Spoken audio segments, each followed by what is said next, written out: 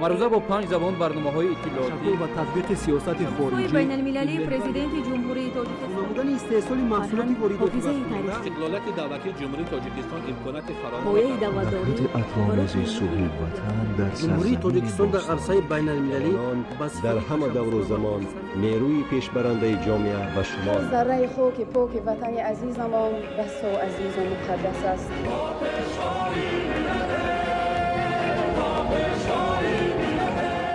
دوست باشید، اتفاق باشید، شکرانه علم سرزمین کنید، شکرانه علم دولت کنید، شکرانه کنید که چنین وطن عزیز و محبوب دارید.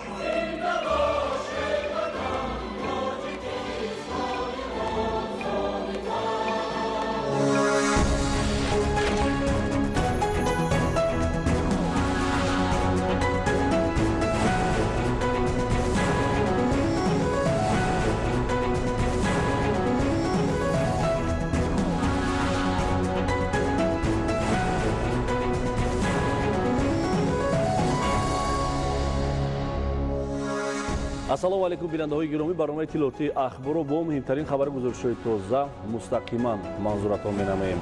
Дар студия бо шумо ҳамрази Абдулмаҷид.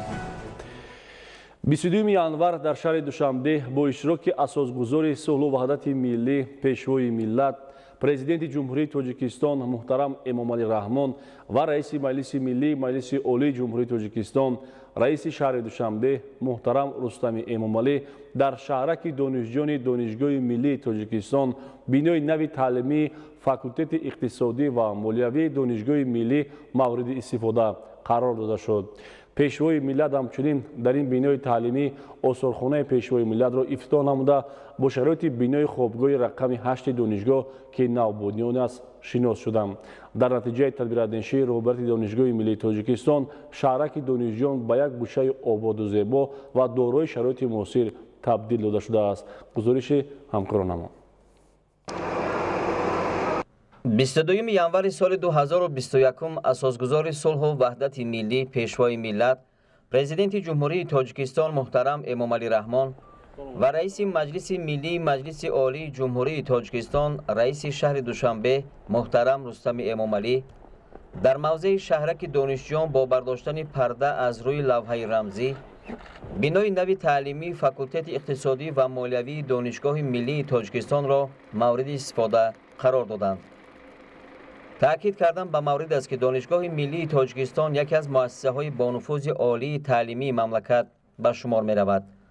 сиёсати бунёдкорона ва маърифпарваронаи асосгузори сулҳу ваҳдати миллӣ, пешвои миллат, президенти ҷумҳурии Тоҷикистон муҳтарам Эмомалӣ Раҳмон ки ба рушди соҳаи маориф равона шудааст, шоистаи таҳсин ва пайравӣ мебошад. имрӯз ҳукумати ҷумҳурии Тоҷикистон ба соҳаи маорифи кишвар ва рушду такомули он диққати ҷиддӣ дода ба сохтмон ва таъмиру тармими биноҳои таълимӣ ва хобгоҳҳои муассисаҳои таълимӣ диққати хешро равона сохтааст. ҳамакнун мо шоҳиди ибтикори навбатии пешвои муаззами миллат дар самти дастгирии омӯзгорону муҳассилини ин боргоҳи илму маърифат Донишгоҳи Миллии Тоҷикистон гаштем ки тӯҳфаи арзишмандест дар арафаи ҷашни 30-солагии истиқлоли давлатии Ҷумҳурии Тоҷикистон. Донишгоҳи Миллии Тоҷикистон аз 21 марти соли 1947 ҳамчун университети давлатии Тоҷикистон таъсис ёфта, аз 28 октябри соли 2008 бо фармони президенти ҷумҳурии Тоҷикистон тағйири ном кардааст. айни ҳол донишгоҳ дорои 19 факултет бо фарогирии 118 кафедра, институти илмӣ тадқиқотӣ, литсеи равияи табиӣ риёзӣ, китобхонаи илмӣ, китобхонаи электронӣ, 103 озмоишгоҳи илмиву таълимӣ, 14 озмоишгоҳи илмиву тадқиқотӣ, 10 маркази интернетӣ, 39 синфхонаи компютерӣ, 9 синфхонаи лингафонӣ, маркази биотехнологӣ, парки технологӣ, маркази омӯзиши забонҳо, институти Конфутсий, маркази табъу нашр, тарҷума ва баргардон, маркази тестӣ, технологияи иттилоотӣ ва таҳсилоти фосилавӣ, курси тайёрӣ, 4 толори варзишӣ, 3 пойгоҳи таҷрибавӣ, осоишгоҳ ва бунгоҳи тиббӣ мебошад. дар 118 кафедраи донишгоҳ 1310 нафар устодон аз ҷумла 180 нафар доктори илм, 545 нафар номзади илм барои пешбурди фаъолияти таълимию методӣ ҷалб шуда фаъолият менамоянд. аз ҳамон рӯзҳои аввали соҳиби истиқлолӣ рушду равнақ бахшидани соҳаи маориф дар мадди таваҷҷӯҳи асосгузори сулҳу ваҳдати миллӣ пешвои миллат президент ҷумҳурии тоҷикистон ҷаноби олӣ муҳтарам эмомалӣ раҳмон қарор дорад. дар радифи дигар соҳаҳои иҷтимоӣ иқтисодӣ соҳаи мазкур фаъолона аз тамоми сарчашмаҳо маблағгузорӣ карда мешавад. қисмати зиёди хароҷоти бюҷети давлатӣ маҳз барои сохтмон аз нав таҷҳизонидан баландбардоштани музди меҳнати кормандони соҳаи маориф бунёди мактабҳову муассисаҳои таҳсилоти олӣ равона гардидааст. дар ҳошияи муносибатҳои байналхалқии молиявии иқтисодӣ ҳукумати кишвар фаъолона кӯшиш намуда истодааст то сармоягузориҳои хориҷиро барои боз ҳам рушду равнақ бахшидани соҳаи мазкур равона созад.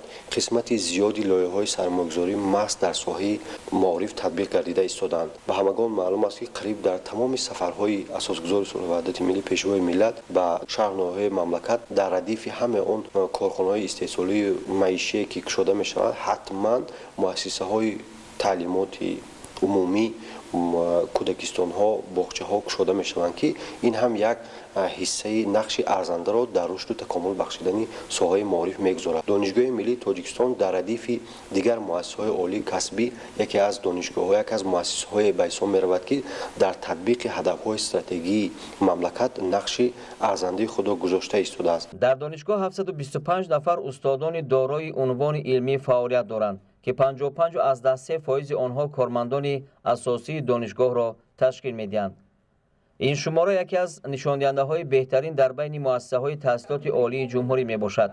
ҳамчунин дар донишгоҳ 13 нафар академики академияи миллии илмҳои ҷумҳурии тоҷикистон ва 12 нафар узви вобастаи академияи миллии илмҳои ҷумҳурии тоҷикистон фаъолият менамоянд.